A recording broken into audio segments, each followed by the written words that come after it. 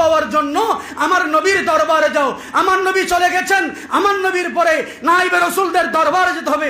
এইটার তাফসীরের মধ্যে সমস্ত মুফাসসিরিন কেরাম বলেছেন, এখানে জাউকা বলেছে, জাউল মদিনা বলে নাই। জাউকার রিপ্রেজেন্টেটিভ হচ্ছে নাইবে রাসূলরা। আমি এই আয়াতটি দিয়ে আমি এখানে নোট করেছি প্রায় 4-5 পৃষ্ঠা। গত রাতে বসে আমাকে বিষয় দেওয়া হয়েছে গতকালকে দুপুরে, আমি 4 পৃষ্ঠা নোট করেছি। 4 ঘন্টা আমার দরকার। এক কথাই বুঝিয়ে দিলাম এই আয়াতের তাফসীরে, আমার নবীর পরে আমার নবীর খলিফারা, আমার নবীর নায়েবরা আল্লাহর মাধ্যম, আল্লাহর দরবারে যাওয়ার মাধ্যম, আমাদের ওসিলা, আমাদের মাধ্যম হচ্ছে আল্লাহর শ্রেষ্ঠতম নিয়ামত প্রাপ্ত সূরা ফাতিহায় আমরা তো সবসময় পড়ি ইহদিনাস সিরাতাল মুস্তাকিম, সিরাতাল্লাযীনা আন'আমতা আলাইহিম। আমরা কাদের সিরাত পাবো, কোন সঠিক পথ কোনটা? আমার আল্লাহ বলেন সিরাতাল্লাযীনা আন'আমতা আলাইহিম, আমি যাদেরকে নিয়ামত দিয়েছি। আল্লাহ তুমি নিয়ামত কাদেরকে দিয়েছো, কাদেরকে মাধ্যম বানাবো? আমার আল্লাহ বলেন মিনান নাবিয়্যিন ওয়াস সিদ্দীকিন ওয়াস শুহাদা ওয়াস সালিহিন, নবী ওলিরাই নিয়ামত প্রাপ্ত, তাদের মাধ্যমে আমরা আল্লাহকে পাবো, এছাড়া কোনো বিকল্প। আল্লাহ সঠিক জ্ঞান আমাদের দান করুক, আমিন। আসসালামু আলাইকুম ওয়া রাহমাতুল্লাহি ওয়া বারাকাতুহু।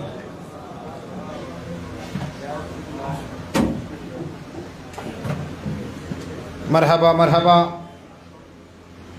এ পর্যায়ে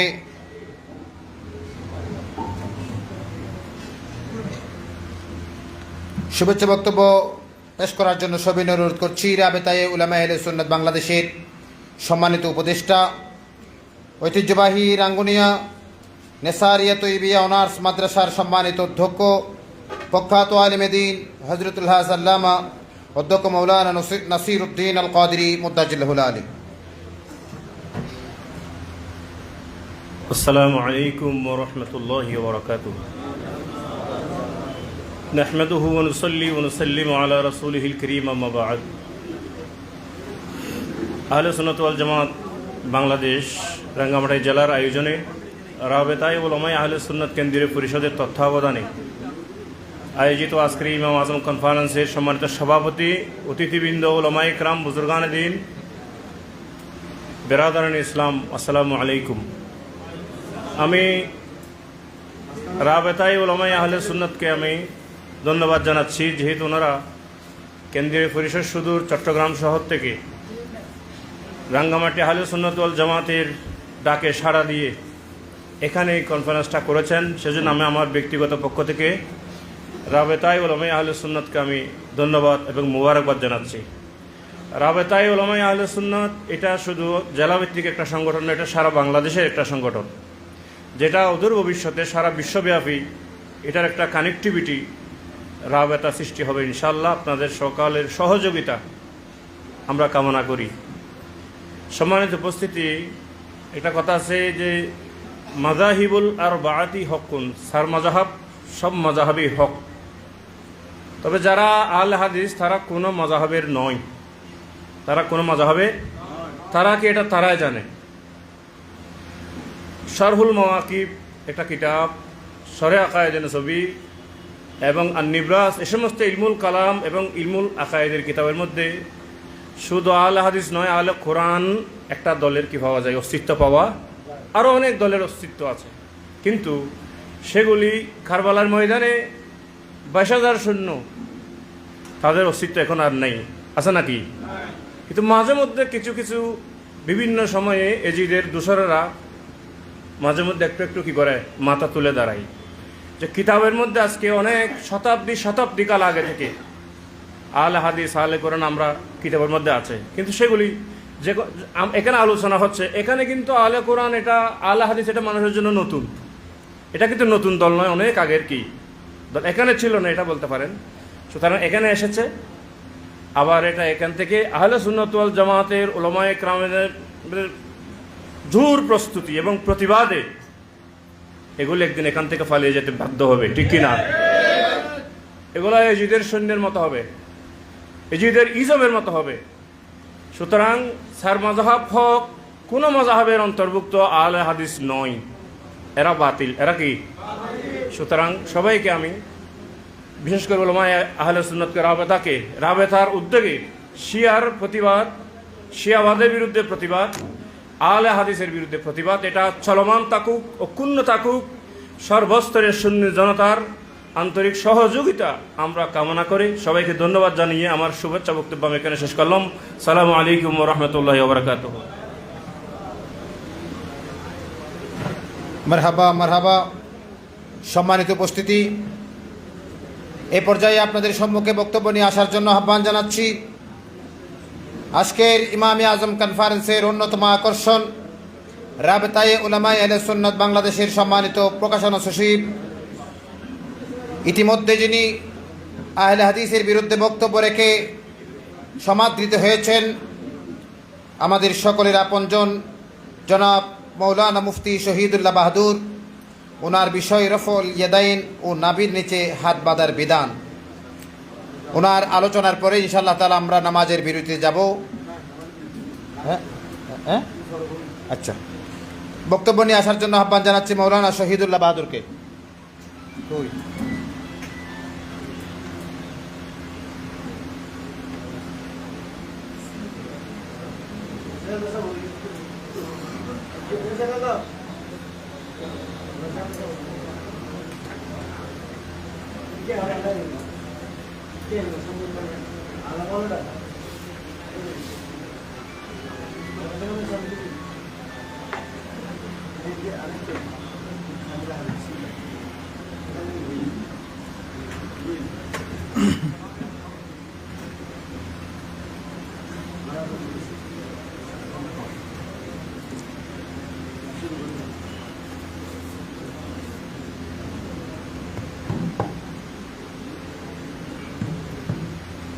আসসালামু আলাইকুম ওয়া রাহমাতুল্লাহি তাআলা ওয়া বারাকাতুহু।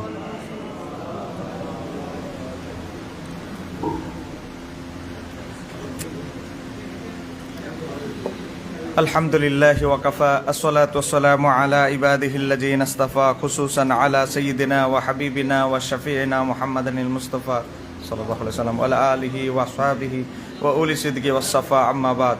ফাউযু বিল্লাহি মিনাশ শাইতানির রাজীম, বিসমিল্লাহির রহমানির রহিম। ওয়াকুমু লিল্লাহি কানিতিন। ইমামে আজম আবু হানিফা রহমাতুল্লাহ আলাইহির স্মরণে ইমাম আজম কনফারেন্সের 2024 সালের এই রাঙ্গামাটির ময়দানে আজকের কনফারেন্সের সম্মানিত প্রধান মেহমান, প্রধান আলোচক, বিশেষ মেহমান সহ প্রত্যেকের কৃতজ্ঞতা স্বীকার করছি। এবং এই রাঙ্গামাটির জমিনে এত বড় একটি অনুষ্ঠান কনফারেন্স সফল করার পিছনে টাকা পয়সা বুদ্ধি শ্রম দিয়ে যারা যেভাবে সহযোগিতা করছেন প্রত্যেকের কৃতজ্ঞতা স্বীকার করছি। আমাকে দুইটা বিষয় দেওয়া হয়েছে, এই দুইটা বিষয় নিয়ে আহলে হাদিসদের সাথে আমাদের সব সময় প্রতিনিয়তই গোতাগতি, ঝগড়া ফাসাদ বিভিন্ন কিছু সৃষ্টি হয়। একটা হচ্ছে বারবার হাত উঠানো, আর একটা হচ্ছে কোথায় হাত বাঁধবো এটা নিয়ে। কথা বলেন, একটা আওয়াজ দিন আর কি, কথা বলেন ঠিক কিনা? আপনাদের দোয়া বাংলাদেশের একেবারে রাজশাহী বিভাগ, যেখানে সবচেয়ে বেশি আহলে হাদিস, সেখানেই গিয়ে প্রোগ্রাম করে এসেছি। এবার অনেকগুলো প্রোগ্রাম করেছি নাটোর, রাজশাহী, বিভিন্ন জায়গায়, এবং তাদেরকে উন্মুক্ত চ্যালেঞ্জ দিয়েছি চট্টগ্রামের জমিন থেকে গিয়ে আপনাদের কোনো আহলে হাদিস রাজশাহী বিভাগের কোনো হিম্মত থাকলে মাহফিলে নিয়ে আসেন অথবা বাসের ব্যবস্থা করেন। সেখানেও গিয়ে আলহামদুলিল্লাহ ইমাম আজমের রুহানি সন্তানরা চ্যালেঞ্জ দিয়েছি, সেখানে তাদের ঘরে গিয়েও তাদের দরজায় যখন চ্যালেঞ্জ দিয়েছি সেখানেও তার আসতে ভয় পায়। কথা বলেন ঠিক কিনা? যাই হোক, যেহেতু অনেক আলেম ওলামা বৃন্দ এখানে বক্তব্য দিয়েছেন, তো আমি বিস্তারিত আলোচনা করা সম্ভব নয়। কারণ দেখেন, এই যে দেখেন রাফিল ইয়াদাইনের সমাধান, আমার লেখা বই আছে 80 পৃষ্ঠা, এটার যদি সূচিপত্রটা বলি তাও আমার 10 মিনিট লাগবে। এই দেখেন সহিহ হাদিসের আলোকে নামাজে হাত বাঁধার বিধান, আমি যদি আমার বইয়ের সূচিটাও বলি তাও 10 মিনিট লাগবে। তো এখন আমি কিভাবে কি বলবো এবার চিন্তা করেন। তো যাই হোক, যেহেতু দেওয়া হয়েছে গুরুত্বপূর্ণ বিষয়, দুই একটি কথা তো অবশ্যই বলতে হবে। আগে আসি, যেই আলোচনাগুলো আমরা সব সময় শুনি সেগুলো আমি বলবো না, আমি নতুন কিছু তথ্য দেওয়ার চেষ্টা করব। সবার আগে যাই আমরা কোরআনুল কারিমে। কোরআনুল কারিম একটা সূরা আছে, সূরার নাম হলো সূরা বাকারা। আপনারা একটু মনোযোগ দিয়ে শুনবেন, যদি ভুল হয় তাহলে পরবর্তীতে আবার টেনে শোনার চেষ্টা করবেন। এটা ঘরেনটা কি এতটুকুই, আর উঁচু হবে না? নিচে নেমে যাও, ওটা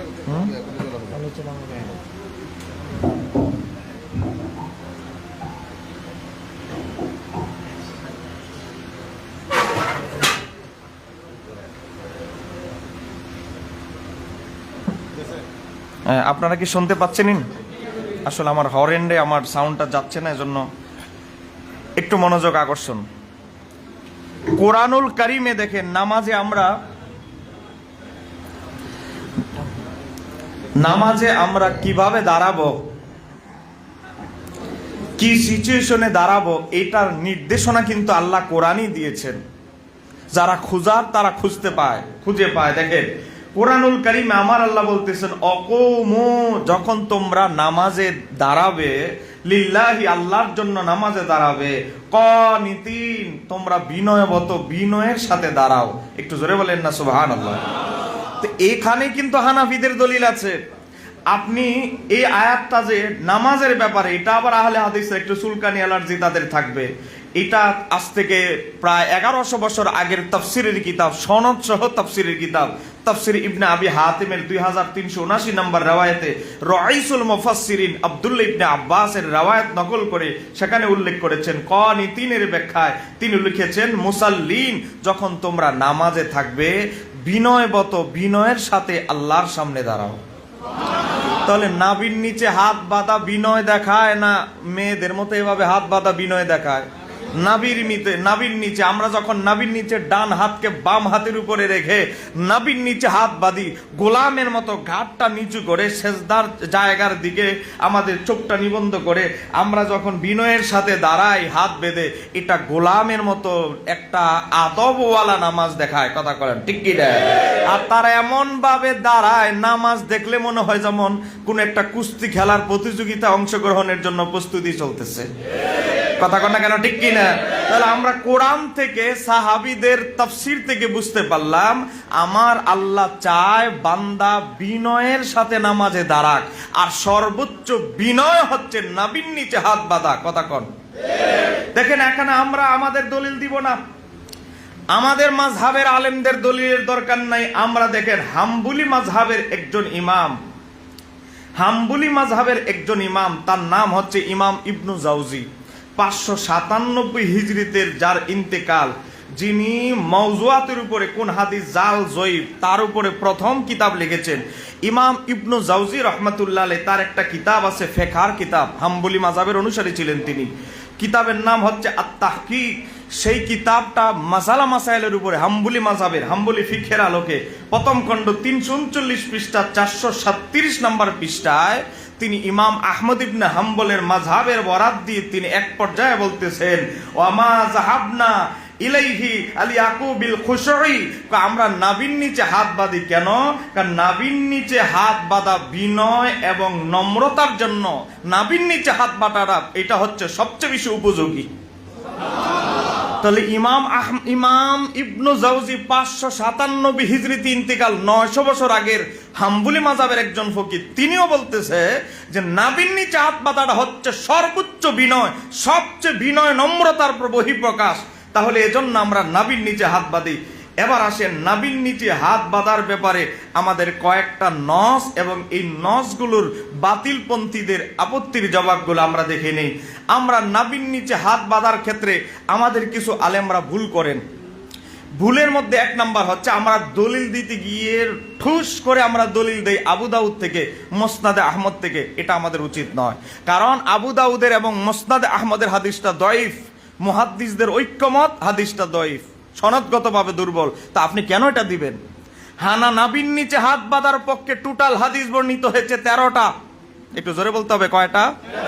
আমি চাই আমার বক্তব্যটা হৃদয়ে গেঁথে আপনার বাড়িতে যান। 13টা হাদিস বর্ণিত হয়েছে, এর মধ্যে 3টা দুর্বল, বাকিগুলো সহিহ হাসান। তা আপনি সহিহ হাসান গুলো বাদ দিয়ে কেন দুর্বলে যাবেন? আহলে হাদিসরা দেখায়, দেখো দেখো দেখো অমুক হানাফি তোমাদের বড় বক্তা, সে তো দুর্বল হাদিস দলিল দিল। এর দ্বারা কি হয় জানেন? ওই বুয়েটের মতো ভালো ভালো পাবলিক বিশ্ববিদ্যালয়ের ছেলেগুলোকে তাদের দিকে টানার সুযোগ পায়। এই সুযোগ আমরা করতে দিব না। এবার আসেন মুসান্নাফি ইবনু আবি শায়বা, ইমাম বুখারীর ওস্তাদ, ইমাম মুসলিমের ওস্তাদ, সবাই বলেন মারহাবা। আমাদের আজহার বিশ্ববিদ্যালয় থেকে ফারেক, আমাদের সুন্নিয়তের গর্ব আল্লামা জালালউদ্দিন আজহারি মাদ্দাজুল্লাহ আলী, তিনি চলে এসেছেন। জোরে বলেন মারহাবা। হুজুরকে ওনার আসন গ্রহণ করার জন্য বিনীত অনুরোধ জানাচ্ছি। গভীর মনোযোগ, আমি সংক্ষিপ্ত করে পর্যালোচনা তুলে ধরছি, জাস্ট দুইটা দলিল বলবো। দেখেন, আমরা নাবির নিচে হাত বাঁধার প্রধান দলিল, 1 নাম্বার মুসান্নাফি ইবনে আবি সাহেবা হাদিস নাম্বার 3939, সেখানে হযরত ওয়াইল ইবনে হুজর রাদিয়াল্লাহু তাআলা আনহু, যিনি আমার নবীর 20 দিনের মেহমান ছিলেন, তিনি একজন বাদশার শাহজাদা ছিলেন, তিনি মদিনাতুল মুনাওয়ারা এসেছেন। আল্লাহর হাবিব কিভাবে ওযু করে সালাত আদায় করে এটা প্র্যাকটিক্যাল দেখবেন, নিজের দেশে গিয়ে নিজের এলাকার মানুষদেরকে শিখাবেন। একটু জোরে বলেন না সুবহানাল্লাহ। হযরতে ওয়াইল ইবনে হুজর রাদিয়াল্লাহু তাআলা তিনি বলতেছেন, রাআইতু রাসূলুল্লাহ সাল্লাল্লাহু আলাইহি ওয়াসাল্লাম ইয়াদউ ইয়ামিনাহু আলা শিমালিহি ফি সলাতি তাহতা সুররাতি, আমার নবী তার ডান হাত মোবারককে বাম হাতের উপরে রেখে, ফি সলাতি শব্দ এসেছে, ফি সলাতি নামাজের মধ্যে, তাহতা সুররাতি নাভির নিচে হাত বেঁধেছে। এই হাদিসটা একেবারে এমন সহি, দেখেন এই হাদিসের অন্যতম ইমাম ইবনে আবি সাহেবার ওস্তাদের নাম হচ্ছে ইমাম ওয়াকি ইবনু জাররাহ, যিনি হাদিসের ইমাম ছিলেন, নক্ষত্র ছিলেন। তার ওস্তাদ মুসা ইবনু উমাইর, তিনি বুখারী মুসলিমের রাবি। তার ওস্তাদ আলকামা ইবনু ওয়াইল, তিনি বিখ্যাত তাবি এবং সিহাসিত্তার সমস্ত কিতাবে তার হাদিস এসেছে, তিনি তার পিতা থেকে বর্ণনা করেছে। এখন সনদগতভাবে দেখতেছে কোনো একটা রাবি কেউ দুর্বল প্রমাণের কোনো সুযোগ নাই।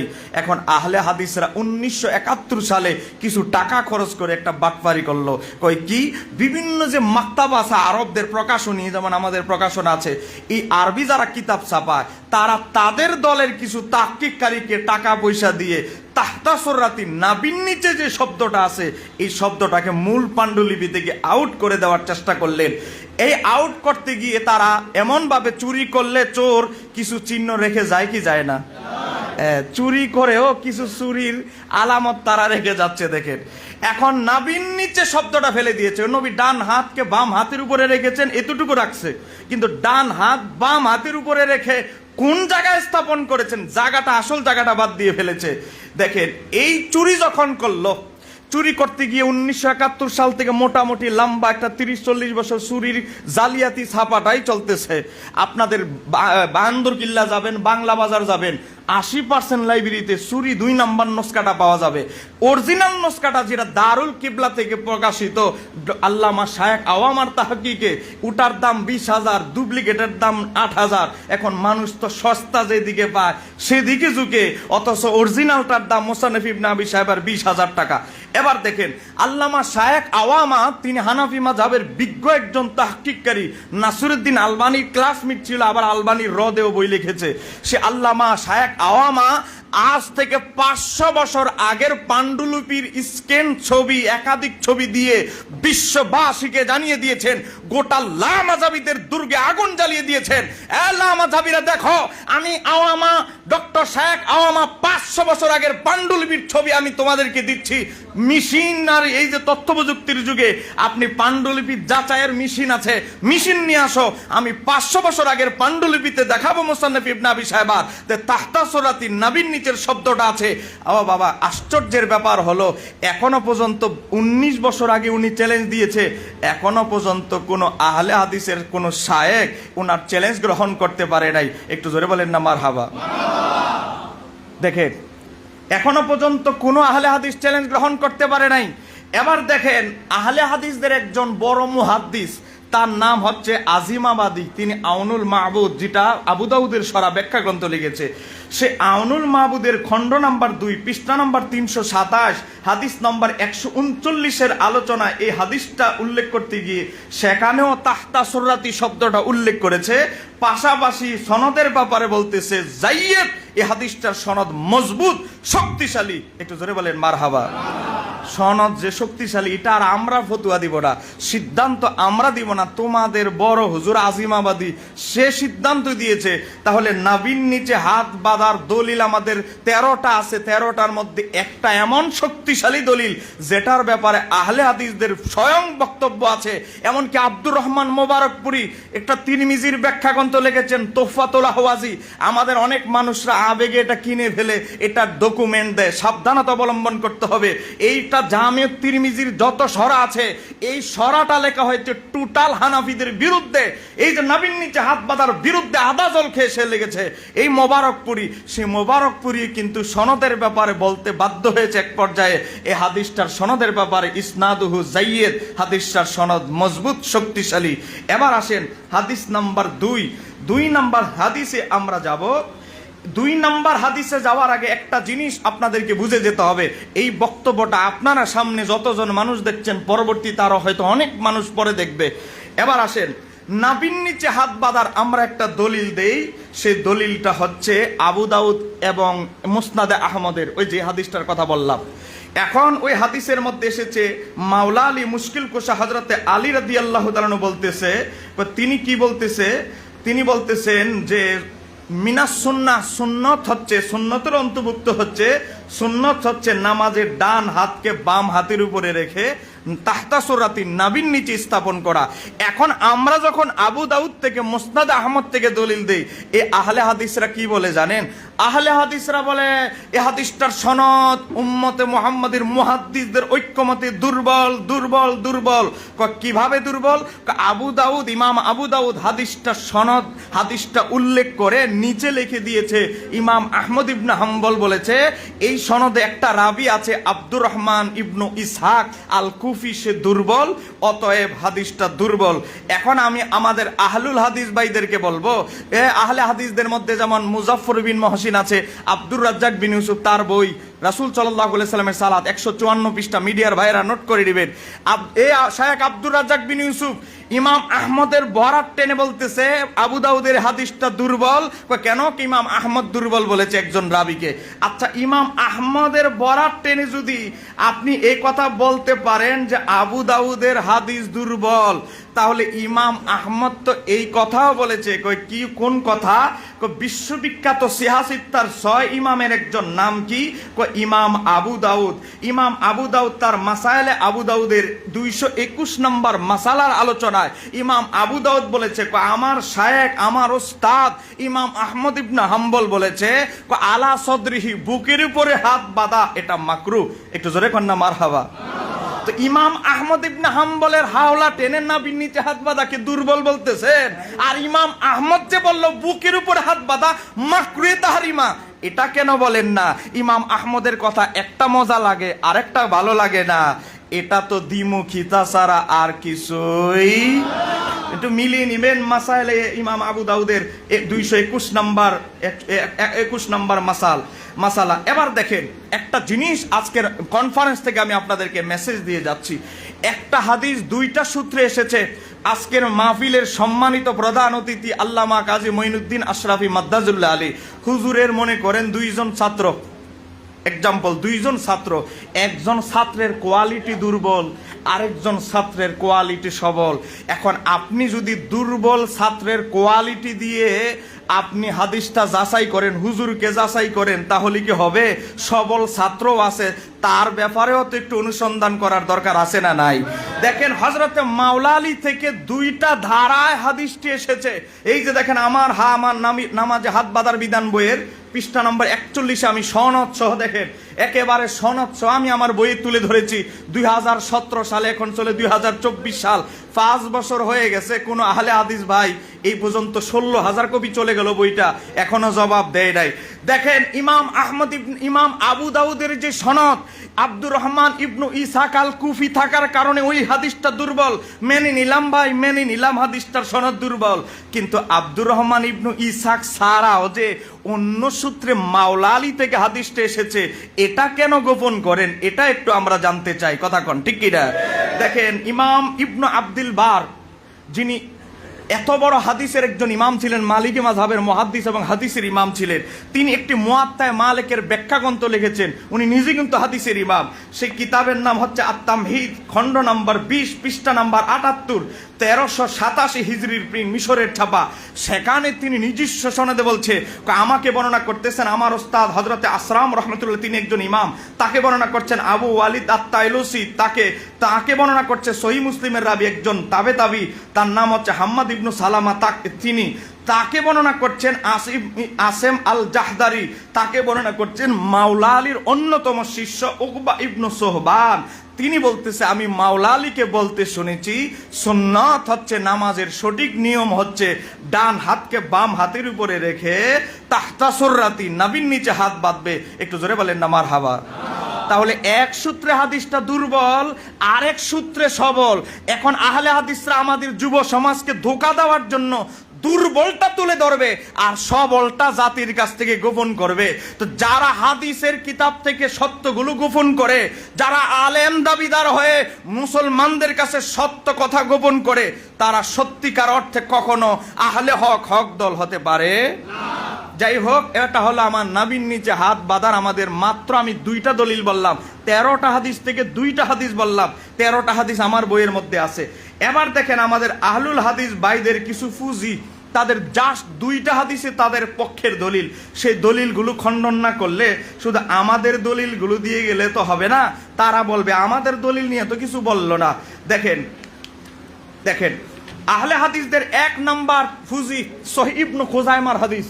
সহিহ ইবনে খুজাইমার হাদিসের মধ্যে কি এসেছে? হযরতে ওয়াইল ইবনে হুজুর রাদিয়াল্লাহু তাআলা, যিনি নাভির নিচে হাত বাঁধার পক্ষে হাদিস বর্ণনা করেছে, তার থেকে আবার তারা বর্ণনা করতেছে বুকে হাত বাঁধা, বিপরীত। তো একই ব্যক্তি একই সাহাবী কি 2 রকম কথা বলতে পারে? এটা বর্ণনাকারীর হেরফের, বর্ণনাকারী গোলমাল লাগিয়ে ফেলেছে। ঘটনাটা বুঝতে হবে। সাহাবাই কেরামদের স্মৃতিশক্তি আর আমাদের স্মৃতিশক্তি কিন্তু এক নয়। এখন ওনাদের দলিল সহিহ ইবনে খুজাইমা হাদিস নাম্বার 479। তারা সেখান থেকে বলে হযরত ওয়াইল ইবনে হুজুর বলতেছে সাল্লাইতু মান নবী সাল্লাল্লাহু আলাইহি সাল্লামা ফাদা ইয়াদাহুল ইউমনা আলা ইয়াদাহিল ইউসরা আলা সদরিহি, কোন নবীর ডান হাত বাম হাতের উপরে রেখে আলা সদরিহি, বুকের উপরে রেখেছেন। এই দেখেন বুকের উপরে হাত বাঁধার হাদিস সহিহ ইবনে খুজাইমা 479 নম্বর হাদিস। এখন আমার কিছু ভাইয়েরা তো সনদ সহিহ জয়ীফ কিভাবে হয় এটা জানে না। আমার জেনারেল শিক্ষিত ভাইরা এদের দাওয়াতের খপ্পরে পড়ে যায়। এই সনদের মধ্যে অন্যতম একজন রাবি আছে, যিনি ইমাম সুফিয়ান সাউরির ছাত্র, তার নাম হচ্ছে মুআম্মাল ইবনু ইসমাইল। তার ব্যাপারে সমস্ত মুহাদ্দিসরা বলেছে তিনি এমন একজন মুহাদ্দিস যার ব্যাপারে আমিরুল মুমিনিন ফিল হাদিস ইমাম বুখারী বলেছে সে মুনকারুল হাদিস, অনেক আপত্তিকর হাদিস বর্ণনাকারী। ইমাম ইবনে হাজার আসকালানির তাহজিবুত তাহজিব 10 নম্বর খণ্ড 339 পৃষ্ঠা 682 নম্বর জীবনী, ইমাম জাহাবির মিজানুল ইতিদাল 4 নম্বর খণ্ড 209 পৃষ্ঠা 9443 নম্বর জীবনী, ইমাম ইবনে আবি হাতেমের জারহ ওয়া তা'দিলের 8ম খণ্ড 1709 নম্বর জীবনী, ইমাম মিজজির তাহজিবুল কামাল 29 নম্বর খণ্ড 178 পৃষ্ঠা 6319 নম্বর জীবনী, সেখানে ইমাম বুখারীর বরাতে বলেছেন। দেখেন ইমাম বুখারীর একটা নীতি আছে, কই কি ইমাম বুখারীর নীতিটা ইমাম জাহাবি তার কিতাবের নাম মিজানুল ইতিদালের 1ম খণ্ড 27 পৃষ্ঠায় উল্লেখ করেছেন। নীতি কি? ইমাম বুখারী যদি কাউকে মুনকারুল হাদিস বলে, ইমাম বুখারী বলে তার হাদিস গ্রহণ করা কখনোই হালাল নয়, বৈধই নয়। তো ইমাম বুখারী বলতেছে বুকে হাত বাঁধার হাদিসের রাবি মুআম্মাল বিন ইসমাইলকে মুনকারুল হাদিস। তাহলে বোঝা গেল এই হাদিস সচল না অচল? এটা জোরে বলেন, সচল না অচল? তারপরেও যত সমালোচনা আছে এই রাবির ব্যাপার আমি আমার বইয়ে বিস্তারিত ডিটেলস দিয়েছি আসমাউর রিজালের কিতাবের আলোকে। এদের 2 নাম্বার পুঁজি কই কি আবু দাউদ শরীফের হাদিস, আবু দাউদের হাদিস নাম্বার 759। তাউস একজন তাবি, তাউস রহমতুল্লাহ আলাইহি বলে না করেছেন আল্লাহর হাবিব তার ডান হাত বাম হাতের উপরে রেখে আলা সদরিহি ওয়া হুয়া ফিস সালাতি, আল্লাহর হাবিব নামাজে ডান হাত বাম হাতের উপরে রেখে আলা সদরিহি বুকের উপরে হাত বাঁধতেন। এখন ওনারা দলিল পেয়ে গেছেন আবু দাউদে আছে। তো আবু দাউদে তো আমাদেরটাও আছে আপনাদেরটাও আছে। আমাদেরটা জয়ীফ এটা চোখে দেখলেন, আপনাদেরটা যে দুর্বল এটা চোখে কেন দেখেন না? দেখেন এই হাদিসের অন্যতম একজন রাবি যার নাম হচ্ছে কি জানেন? যার নাম এসেছে এই হাদিসটা 2টা সমস্যা। 1 নাম্বার সমস্যা হচ্ছে এটা মুরসাল, 2 নাম্বার সমস্যা হচ্ছে সনদে দুর্বলতা আছে। সনদে দুর্বলতা সহ মুরসাল, উম্মতে মুহাম্মাদের ইজমা, সনদে যদি দুর্বলতা থাকে ওই মুরসাল গ্রহণযোগ্য হবে না। কিন্তু সনদ মজবুত হলে, মারফু রিওয়ায়াতের মোকাবেলা না হলে, তাহলে সেই মুরসাল গ্রহণযোগ্য। দেখেন এখানে একজন রাবি আছেন, নাম হচ্ছে সুলাইমান ইবনু মুসা। এটা বয়ান রেকর্ড হচ্ছে। আমি একটা রাবির নাম তথ্য যদি ভুল দিয়ে থাকি আমার হোয়াটসঅ্যাপে আমার মাধ্যমে ফেসবুকে যোগাযোগ করবেন, আপনার ঘরে নিয়ে মূল কিতাব সহ দেখাবো। কথা কন মারহাবা। দেখেন আমার প্রত্যেকটা বক্তব্য আমি আসমা ও রিজালের কিতাবের নামগুলো সহ বলে যাচ্ছি। এই সুলাইমান বিন মুসা সে বর্ণনা করেছে, তা আবার একজন তাবির বক্তব্য। তাবি তো সাহাবিকে দেখে নাই। হযরত তাউস রহমতুল্লাহ আলী সিনিয়র তাবি নয়, জুনিয়র তাবিদের একজন। তো তাউস রহমতুল্লাহ আলী তো নবীকে দেখে নাই, তিনি তো তাবি। তো এবার আছে সুলাইমান ইবনু মুসা, তার ব্যাপারে ইমাম বুখারী কি বলছেন জানেন? ইনদাহু মানাকের, তার কাছে রয়েছে অনেক আপত্তিকর হাদিস। তার কাজই হলো আপত্তিকর হাদিস ডেলিভারি দেওয়া।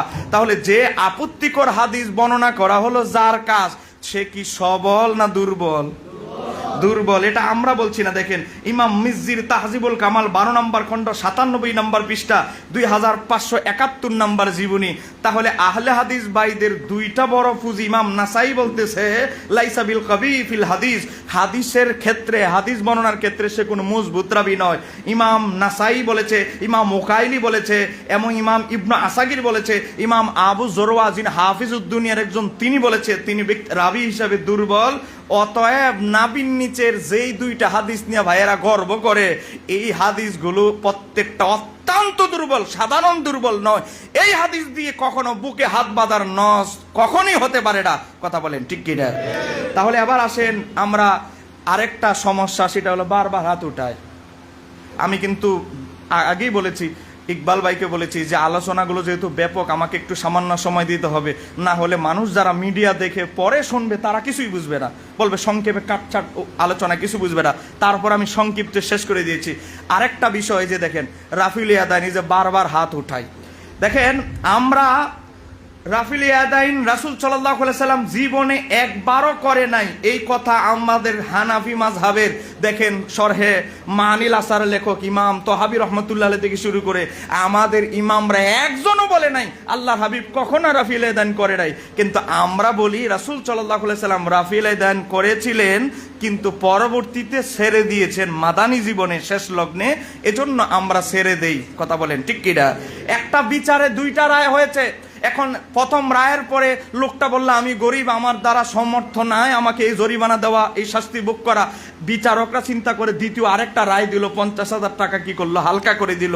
রায় কি শেষেরটা টিকবে না আগেরটা? শেষেরটা। তো এখন আল্লাহর হাবিবের শেষের জীবনে আল্লাহর হাবিব বারবার হাত উঠানো ছেড়ে দিয়েছে, এজন্য আমরা ছেড়ে দেই। এখন ওনারা বলে ছেড়ে দেওয়ার কোনো প্রমাণ নেই, আমরা যে ছেড়ে দেওয়ার ওয়াজ করি এটা নাকি প্রমাণিত নয়। দেখেন আবার তাদের বাটপারির জবাব। সহিহ মুসলিম শরীফে দেখেন, সহিহ মুসলিম শরীফ যে সহিহ কিতাব, এতে কোনো সন্দেহ আছে? সহিহ মুসলিম, বুখারী মুসলিম দুইটা আসমানের উপরে, আসমানের নিচে জমিনের উপরে সহিহ মুসলিম আর বুখারী হচ্ছে সবচেয়ে বিশুদ্ধ কিতাব। হাদিস নাম্বার 430 নম্বর হাদিস। আল্লাহর হাবিব একবার একদল সাহাবীদের পাশে দিয়ে যাচ্ছে, দেখতেছে সাহাবীরা বারবার হাত উঠাচ্ছে। আল্লাহর হাবিব বলে আমি তোমাদেরকে ঘোড়ার লেজের ন্যায় বারবার কেন হাত উঠাতে দেখছি? আল্লাহর হাবিব সর্বশেষ বললেন উসকুনু ফিস সালাতি, তোমরা নামাজে শান্ত থাকো, তোমরা নামাজে কেন বারবার হাত উঠাও? এই হাদিসটি এসেছে সহিহ মুসলিমে নয়, শুধু 71টা হাদিসের কিতাবে হাদিসটি এসেছে। এই হাদিস উল্লেখ করে আল্লামা মোল্লা আলী কারি মেরকাতের 2 নম্বর খণ্ড 656 পৃষ্ঠা 793 নম্বর হাদিসের আলোচনায় বলতেছে ইনদা আবি হানিফাতা লি খবরি মুসলিমিন, এই হাদিসটা সহিহ মুসলিমের যে হাদিসটা, এটা ইমাম আবু হানিফার কাছে একটা মজবুত দলিল। জোরে বলেন না মারহাবা। হানাফি মাযহাবের মুসলমানদের কাছে, আমাদের কাছে এটা একটা বড় দলিল। আল্লাহর হাবিব নিজেই বলতেছেন নামাজে বারবার না হাত উঠানোর জন্য, নীরবতা অবলম্বন করার জন্য। তাহলে আমরা কি নীরব থাকবো না বারবার হাত উঠাবো? নীরবতা। দেখেন এবার দেখেন উনাদের বড় দলিল হাতিয়ার, দলিল কি? সহিহ বুখারীর হাদিস। মনোযোগ, এই হাদিসটার ব্যাখ্যা না জানলে আপনি রাফিল ইয়াদাইন সম্পর্কেও আপনি অসমাপ্ত বক্তব্য শুনে গেলেন। এখন তারা সহিহ বুখারী থেকে হাদিস দলিল দেয় 736 নম্বর হাদিস। আমাদের আহলে হাদিস ভাইয়েরা তারা আমাদের সুন্নি হানাফি ছেলেদেরকে টার্গেট করার জন্য এই হাদিসটা ব্যবহার করে। সহিহ বুখারীতে 736 নম্বর হাদিস। হাদিসে কি বলা হয়েছে? হযরতে আব্দুল্লাহ ইবনে ওমর বলে আমি আল্লাহর হাবিবকে সালাত আদায় করতে দেখেছি, তিনি রুকুতে যেতে রুকু থেকে উঠতে হাত উত্তোলন করেছেন। দেখেন আল্লাহর হাবিব নিজে রুকুতে যেতে রুকু থেকে হাত উত্তোলন করেছেন, বুখারীর হাদিস, তা আবার 736 নম্বর হাদিস। তো কেন আপনারা হানাফিরা হাদিস বিরোধী আমল করছেন? দেখেন আমরা হাদিস বিরোধী বিধি নয়। মনে রাখতে হবে প্রত্যেক হাদিস আমলযোগ্য নয়, প্রত্যেক সুন্নাহ আমলযোগ্য। কথা বলেন ঠিক কিনা? মুস্তাদরাক আলা সহিহাইনের হাদিস, মুস্তাদরাক মুয়াত্তা মালিকের হাদিস, আল্লাহর হাবিব বিদায় হজের ভাষণে বলেছে, আমি তোমাদের কাছে দুটি ভারী বস্তু রেখে যাচ্ছি, একটি হচ্ছে আল্লাহর কিতাব আর একটি হচ্ছে সুন্নাহ। আরেকটি হচ্ছে সুন্নাহ, আলাইকুম বি সুন্নাতি, আলাইকুম বি হাদিসি, নবী বলে নাই। মনোযোগ। তো আমরা বলি এটা হাদিস, এটা সুন্নাহ নয়। কেন এটা হাদিস সুন্নাহ নয়? তারা কারণ হচ্ছে 20 বছর হযরত আব্দুল্লাহ ইবনে ওমরের যিনি ছাত্র, তার নাম হচ্ছে হযরত মুজাহিদ রহমতুল্লাহ আলাইহি। তার ব্যাপারে মুসান্নাফ ইবনে আবি শাইবার মধ্যে এসেছে। মুসান্নাফ ইবনে আবি শাইবা হাদিস নাম্বার 2452, তহাবি শরীফের 1357, ইমাম বাইহাকির মারিফাতুস সুনানি ওয়াল আসারের হাদিস নাম্বার 3286, আর হাদিসের কিতাবের নাম নাই বললাম, 69টা হাদিসের কিতাব এসেছে। হযরত মুজাহিদ বলতেছে সল্লাইতু খালফা ইবনি উমারা, বলতেছে আমি সল্লাইতু বলেছে, খালফা শব্দ ব্যবহার করেছে। আমি আব্দুল্লাহ ইবনে ওমরের পিছনে নামাজ আদায় করেছি, তিনি তাকবীরে তাহরিমা ছাড়া আর কখনো হাত উঠাইতেন না। এখন মনোযোগ দিয়ে শুনবেন, সহিহ বুখারীর 736 নম্বর হাদিসে বলতেছে, আব্দুল্লাহ ইবনে ওমর রাদিয়াল্লাহু তাআলা তিনি বলতেছে, আমি নবীকে রুকুতে যেতে, রুকু থেকে উঠতে, হাত উত্তোলন করতে দেখেছি। তো যেই হাদিসটা ইমাম হযরত আব্দুল্লাহ ইবনে ওমর বর্ণনা করলো, সাহাবী, তাহলে এটা যদি সুন্নত হয়ে থাকে, যিনি বর্ণনা করলো সবার আগে তো তিনি আমল করার কথা। কথা বলেন, সাহাবী যে বর্ণনা করলো, নবী থেকে দেখলো, নবীকে দেখলো, তো সাহাবী আব্দুল্লাহ ইবনে ওমর তো এটা আগে আঁকড়ায় ধরার কথা, কিন্তু তিনি কি করেন? তিনি নিজেই রাফিল ইয়াদাইন করেন না। তার মানে বোঝা গেল কি, তিনিও এটা জানতেন যে এটা রাসূল সাল্লাল্লাহু আলাইহি সাল্লামের আপডেট সর্বশেষ আমল নয়। যদি সর্বশেষ সুন্নহসম্মত আপডেট আমল হতো, তাহলে আব্দুল্লাহ ইবনে ওমর নিজেই সবার আগে রাফিল ইয়াদাইন করতো। কথা বলেন ঠিক কিনা? এটার জবাব আহলুল হাদিস ভাইরা এটার জবাব এখনো পর্যন্ত দিতে পারে নাই। উনারাদের একটা অ্যালার্জি খাই জানি, কয় কি, এখানে একটা রাবি আছে আবু বকর ইবনে আইয়াস, তার শেষ বয়সে স্মৃতিশক্তি একটু লোপ পেয়ে গেছিল, একটু সমস্যা হয়েছিল। এখন আমরা তাদেরকে বলবো, আব্দুর রহমান ইবনে আইয়াসকে যদি দুর্বল বলে চালায়া দেয় এই হাদিসকে ইনকার করার জন্য, তাহলে তো বুখারী শরীফ প্রশ্নবিদ্ধ হয়ে যাবে। কেন? কারণ সহিহ বুখারীতে দেখেন, আমি কয়েকটা তালিকা বলছি, 1390 নম্বর হাদিসের রাবি আবু বকর ইবনে আইয়াস, বুখারী শরীফের হাদিস নাম্বার 6666 রাবি তিনি, সহিহ বুখারীর 7100 নম্বর হাদিসের রাবি তিনি, সহিহ বুখারীর 7509 নম্বর হাদিসের রাবি তিনি। দেখেন আমি সনদ সহ একেবারে বুখারীর ইবারত সহ আমার বইয়ের মধ্যে দিয়েছে। তাহলে আবু বকর ইবনে আইয়াসকে দুর্বল বলা মানে বুখারী শরীফের হাদিসকে প্রশ্নবিদ্ধ করা। বাটপারি যে করতেছেন, বাটপারি যে কোন দিকে গিয়ে আক্রমণ করতেছে, এটা আগে চিন্তা করা উচিত। কথা বলেন ঠিক কিনা?